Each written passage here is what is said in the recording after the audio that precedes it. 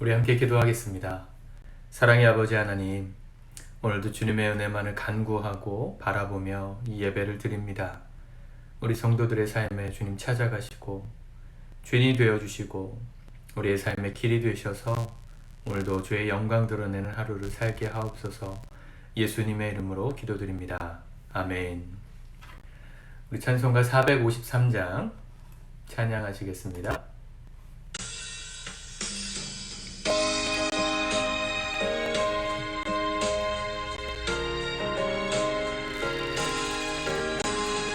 예수도 알기 원하네. 크고 넓은 은혜와 대속해 주신 사랑을 간절히 알기 원하네.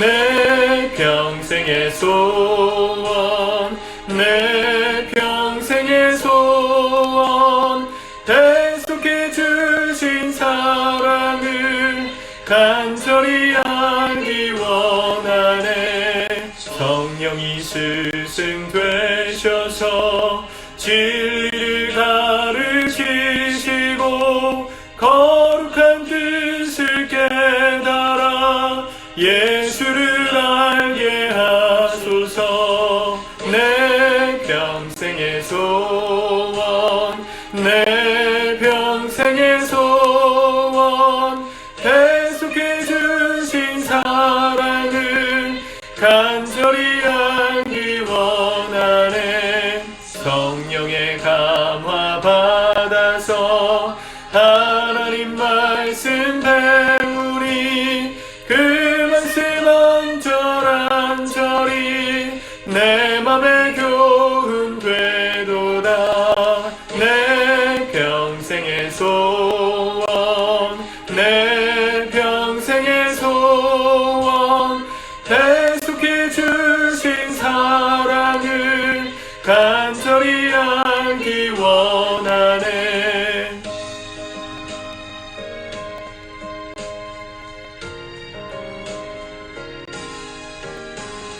예수가 계신 보좌는 영광에 둘려 있도다. 평화의 왕이 오시니 그 나라 왕성하도다. 내 평생의 소원, 내 평생의 소원, 대속해 주신 사랑을 간절히 알기 원하네. 아멘. 우리 오늘 하나님 말씀 데살로니가 후서 2장의 말씀을 같이 읽고 기도하도록 하겠습니다. 데살로니가 후서 2장입니다. 시작.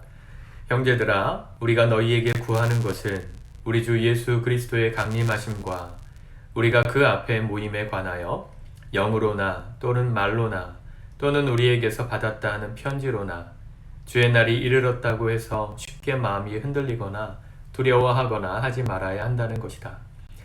누가 어떻게 하여도 너희가 미혹되지 말라. 먼저 배교하는 일이 있고 저 불법의 사람 곧 멸망의 아들이 나타나기 전에는 그날이 이르지 아니하리니 그는 대적하는 자라 신이라고 불리는 모든 것과 숭배함을 받는 것에 대항하여 그 위에 자기를 높이고 하나님의 성전에 앉아 자기를 하나님이라고 내세우느니라.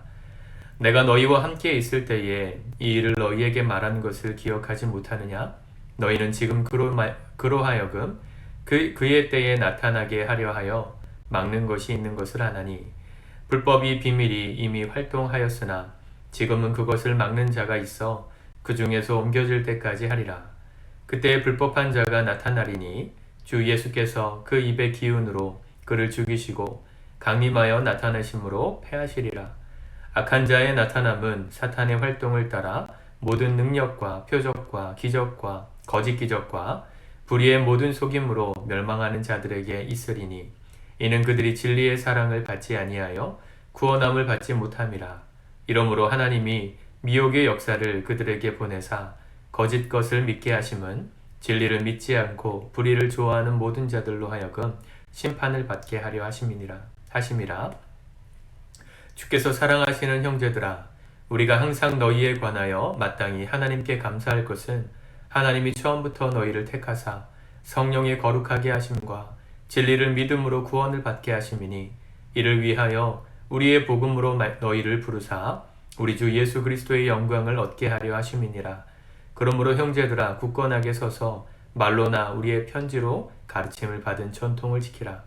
우리 주 예수 그리스도와 우리를 사랑하시고 영원한 위로와 좋은 소망을 은혜로 주신 하나님, 우리 아버지께서 너희 마음을 위로하시고 모든 선한 일과 말에 굳건하게 하시기를 원하노라.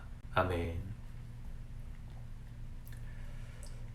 임박한 종말론, 주님 다시 오신다, 곧 오신다, 이런 신앙을 가지고 데살로니가 전후서 말씀이 쓰였다고 말씀을 드렸죠. 그러한 신학적인 사조, 또 그 당시의 분위기는 사도 바울의 가르침뿐만 아니라 여러 가지 이단들도 함께 등장하는 배경이 되었습니다. 세상에 종말이 온다.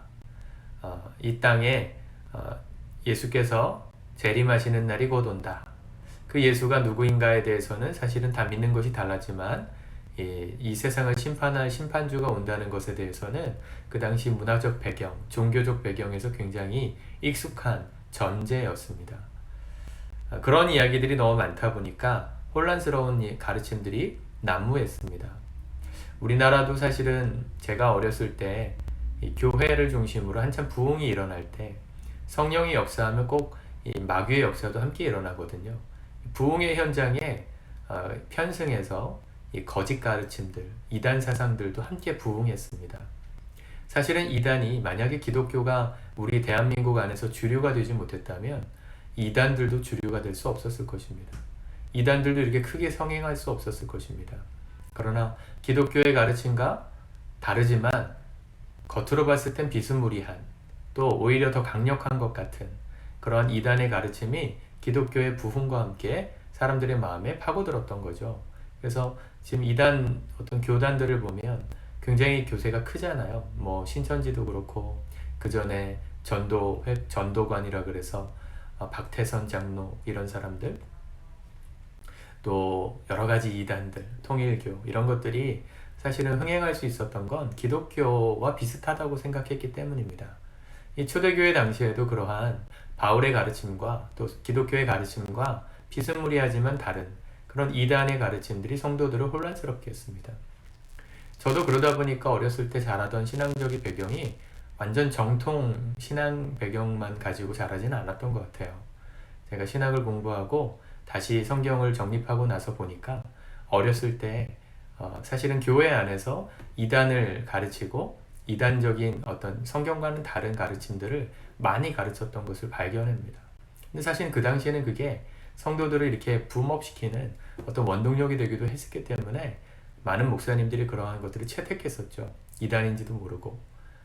나중에 이제 밝혀지고 이제 거리를 두게 되고 뭐 이런 일들이 있었는데, 나름 유익한 것도 있었지만 사실은 이단이 무서운 건 결과가 다르기 때문입니다. 가르침이 비슷한 것 같지만 결국 그 가르침의 결과가 너무 달라요. 그러한 가르침이 초대교회 당시에도 있었는데, 그래서 바울이 처음에 권면하잖아요.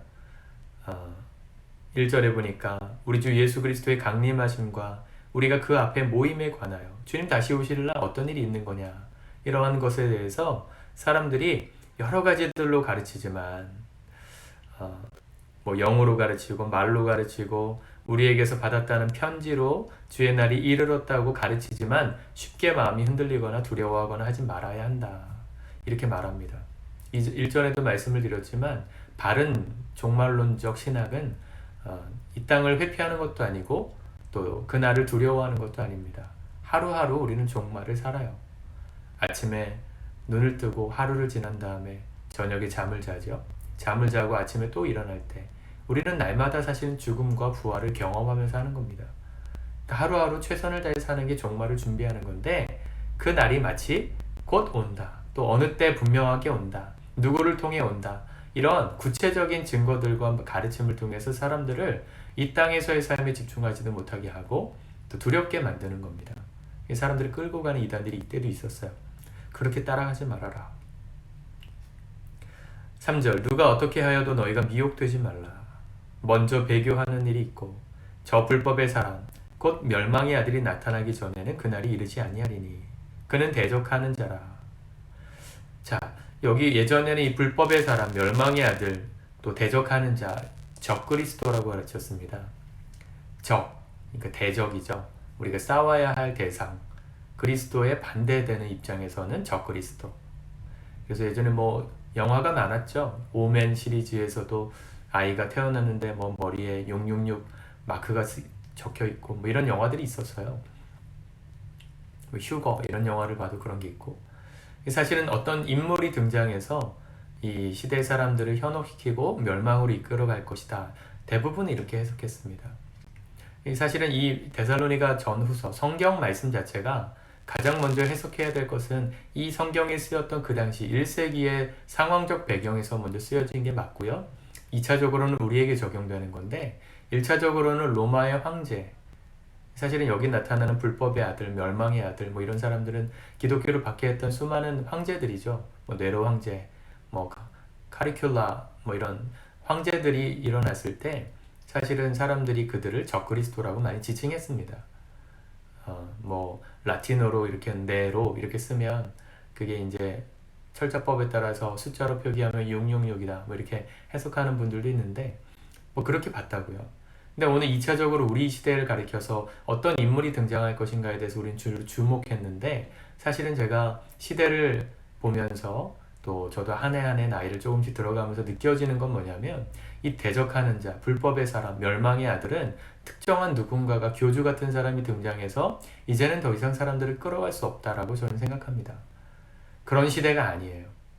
과거에는 전제주의, 이게 전체를 위해서 소수가 희생하는, 사람들이 이렇게 뭔가 카리스마 있는 사람들을 막 따라가고 이랬거든요. 거기에 목숨 걸고 리더가 중요했는데 포스트 모더니즘이 시작되고 나서 그 거대 담론, 전체를 위해서 소수가 희생해라, 진리를 위해서 아낌없이 목숨을 바쳐라, 뭐 이런 거대 담론들에 대한 회의가 일어났어요. 지금은 누가 나와서 어떤 사람들을 막 카리스마 있게 막 끌어가도요, 물론 끌려가는 사람이 있겠지만 과거의 우리처럼 그렇게 집단으로 막 움직여지지는 않을 겁니다. 제가 볼 땐 이 멸망의 아들, 대적하는 자, 특별히 그 4절에 보면 신이라고 불리는 모든 것과 숭배함을 받는 것에 대항하여, 신이라고 불려지는 모든 것이 뭐예요? 종교죠. 숭배함을 받는 게 뭐예요? 하나님이시잖아요. 그런 것들을 대항해서 그 위에 자기를 높이고 하나님의 성전에 앉아 자기를 하나님이라고 내세우는 자, 그가 바로 적그리스도입니다. 오늘날에는 누가 적그리스도일까요? 하나님을 믿지 않는 모든 사람들이 적그리스도예요. 하나님을 숭배하고 믿고 따라가야 할 우리 인간이 하나님 자리에 앉아서 인생의 주인이 나라고 생각하고 하나님 자리에 앉아서 내가 숭배받고자, 내 인생을 즐기고자, 카타르시스를 내가 누리고자, 모든 사람이 다 그렇게 생각하고 살잖아요. 욜로 라이프, 그죠? 그래서 비혼도 늘어나고 아이도 낳지 않고. 왜 그래요? 숭배를 그들이 받기를 원하지 않는 거예요. 누군가가 내가 서브한, 내가 서비스를 제공하는 입장이 아니라 제공받아야 되는 입장이라고 생각하니까. 내 인생의 주인은 나니까. 물론 내가 소중하죠. 하나님 만드셨는데 왜 안 소중합니까? 그런데 소중하다고 해서 주인이 바뀌면 안 돼요. 주인을 착각하면 안 돼요. 우리가 소중한 이유는 하나님의 작품이기 때문에 소중한 겁니다. 하나님께서 우리 인간을 만드셨기 때문에 당신의 형상으로 우리가 소중한 것이지, 하나님 없이 우리가 소중하다고 아무리 떠들어봐야 근거가 없는 거예요. 이해가 되십니까? 기독교는 그렇게 믿는다고요. 오늘 그것을 싫어하잖아요. 그런 하나님을 믿어야 인간이 행복하다, 이런 거대 담론, 진리, 우리가 말하는 진리를 거부하는 시대에 모든 사람들이 다 불법의 사람, 멸망의 아들, 대적하는 자로 주님을 멀리하고 있습니다. 그게 시대적인 분위기입니다. 거기에 편승돼서 따라가는 사람이 많아지죠. 누가 시키지 않아도 그건 사람들이 따라가요. 참 놀랍죠. 이 영적인 거라 그래요. 누가 앞에 나타나가지고 잔다르크처럼 나를 따르라 해서 따라가는 시대가 아니라는 걸 마귀가 더 잘 알아요. 우리를 그 자리에 세우는 거예요. 하나님을 빼고 네가 그 인생을 살으라고. 에덴 동산에서 아담과 하와를 유혹하던 마귀처럼 네가 네 인생의 하나님이 되어서 마음껏 살아보라고. 어느 누구의 통제도 받지 않고 행복하게 살으라고.